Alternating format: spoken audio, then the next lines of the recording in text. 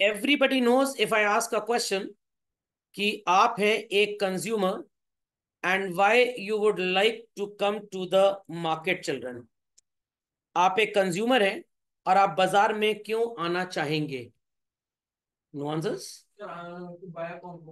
To buy a commodity which gives the level of satisfaction which is more than price paid. If not more than price paid, at least it should be equal. At least it should be equal. So this phenomena was used to be called as children consumers equilibrium. Is that clear? अगर मैं आपसे पूछूं कि आप एक seller हैं और आप मार्केट में क्यों आना चाहेंगे, तो आपका जवाब क्या होगा children? For the purpose of profit maximisation. आपने कभी कभी गौर फरमाया होगा, in a particular locality shop की timings generally it is from 10 AM to 8 PM। अगर आप शॉपकीपर को बोले why don't you open your shop for 2 more hours, like Indian railway 24 घंटे चलता है, शॉपकीपर कहेगा कि उन 2 घंटे को 8 बजे के बाद अगर मैं दुकान खोलूंगा तो जितना रेवेन्यू आएगा मेरी कॉस्ट उससे भी कहीं ज्यादा होगी। So I shall start suffering what children? Losses. नहीं समझे बात को? नहीं समझे बात को? पक्का? खोपड़े में बात गई। और अगर मैं शॉप पहले बंद कर दूं 7 बजे, तो 7 से 8 के बीच में जो लोग अपने ऑफिस से घर लौटते हैं वो मेरी शॉप से सामान खरीदते हो जाते हैं, और मेरी दिन भर की 20% सेल तो अकेले शाम को 7 से 8 के बीच में होती है। तो अगर मैं शॉप जल्दी बंद कर दूंगा तो ये जो रेवेन्यू मैं कमा सकता था ये मैं कमा नहीं पाऊंगा। Is that clear? तो इस पूरे कॉम्पोजिशन को पढ़ने के लिए बच्चों दो चीजें आपको जाननी बहुत जरूरी हैं।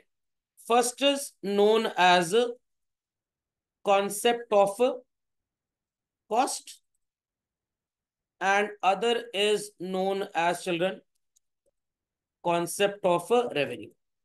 कॉस्ट का तो एक ही कॉन्सेप्ट आपने पढ़ा था, बट रेवेन्यू यहां पे आपको जो टेकन अप करना है बच्चों, that is only and only under perfectly competitive market.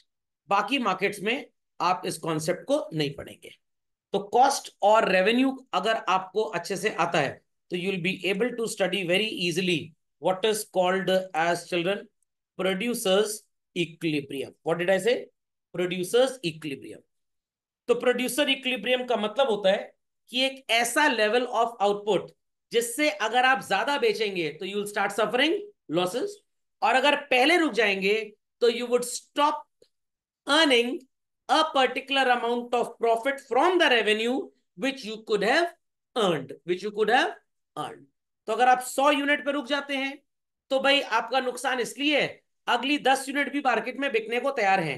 और अगर आप 110 के आगे जाते हैं तो नुकसान इसलिए कि आपका आउटपुट जो है वो कॉस्ट ज्यादा इनकर करेगा, बट आपको रेवेन्यू उतना प्रॉफिटेबल नहीं दे पाएगा।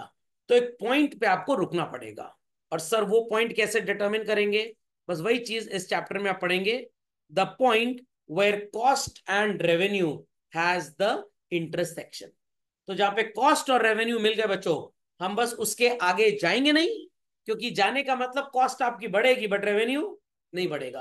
और अगर आप पहले रुक जाते हैं तो इट मींस कि जो रेवेन्यू आप कमा सकते थे आपने उससे हाथ धो लिए। Is that understood well by all? So put the heading children in your copies. Producers equilibrium refers to the level of output of a commodity which gives maximum profit to the producer of that commodity and has no incentive to increase or decrease the level of output. क्योंकि अगर output बढ़ाया, factory में goods और बनाए, तो लागत ज्यादा होगी बट कमाई उतनी ज्यादा नहीं होगी, तो आप रुक जाएंगे। और अगर पहले रुक गए तो जो प्रॉफिट आप कमा सकते थे उससे भी आप हाथ धो लेंगे। ओके, कॉपी करिए झटपट फास्ट। सो बच्चों there are two approaches, one is total revenue total cost approach and other is marginal revenue marginal cost approach. तो जैसे बच्चों आपने मार्केट इक्विलिब्रियम पढ़ा था with the concept of demand and supply, आप प्रोड्यूसर्स इक्विलिब्रियम पढ़ेंगे with the concept of revenue and cost. तो आपका होमवर्क ये है, आज आप टोटल रेवेन्यू रिवाइज कर लेंगे, 1 मिनट से ऊपर नहीं लगेगा आपको, और टोटल कॉस्ट रिवाइज कर लेंगे जिसमें टोटल वेरिएबल और टोटल फिक्स्ड कॉस्ट आता है। Then you will revise what is marginal revenue perfect competition में, एंड मार्जिनल कॉस्ट। तो बस ये कॉस्ट और रेवेन्यू के चैप्टर का रिवीजन कर लीजिएगा, ताकि हम नेक्स्ट लेक्चर में टीआरटीसी अप्रोच एंड उसके अगले लेक्चर में एमआरएमसी अप्रोच कंप्लीट कर लें। ये अप्रोच ही बच्चों दुनिया की हर फैक्ट्री को बताती है कब आपका समय आने वाला है, कब आपका समय अंत हो गया, कब आपको इनोवा गाड़ी स्टॉप करके क्रिस्टा लॉन्च करनी है, कब क्रिस्टा हटा के हाई राइडर लॉन्च करनी है, कब हाई राइडर हटा के कोई दूसरी राइडर लॉन्च करनी है।